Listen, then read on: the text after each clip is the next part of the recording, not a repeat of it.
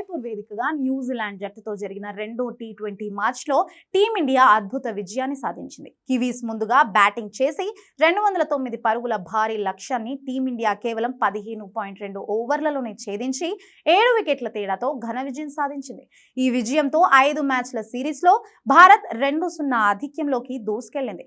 ఈ మ్యాచ్లో చాలా రికార్డులు నమోదయ్యాయి. టీ20 క్రికెట్ చరిత్రలో 200 కంటే ఎక్కువ పరుగుల లక్ష్యాన్ని అత్యంత వేగంగా ఛేదించిన జట్టుగా భారత్ ప్రపంచ రికార్డు సృష్టించింది. 209 పరుగులను మరో 28 బంతులు మిగిలి ఉండగానే భారత్ పూర్తి చేసింది. అంతకుముందు ఈ రికార్డు పాకిస్తాన్ పేరిట ఉండేది. చాలా కాలం తరువాత జట్టులోకి వచ్చిన ఇషాన్ కిషన్ ఆకాశమే హద్దుగా చెలరేగిపోయాడు. కేవలం 21 బంతుల్లోనే హాఫ్ సెంచరీ పూర్తి చేసి న్యూజిలాండ్ పై వేగవంతమైన టీ20 హాఫ్ సెంచరీ సాధించిన భారత్ బ్యాటర్ గా రికార్డులకు ఎక్కాడు.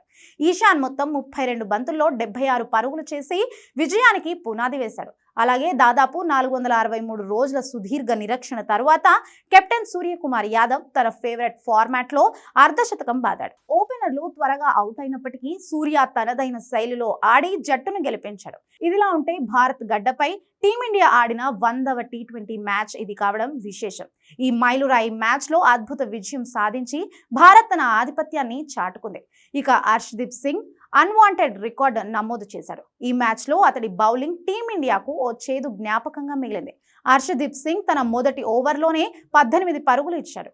భారత్ తరపున టీ20లో తొలి ఓవర్లో అత్యధిక పరుగులు ఇచ్చిన బౌలర్గా ఆయన ఓ చెత్త రికార్డును మూటగట్టుకున్నాడు.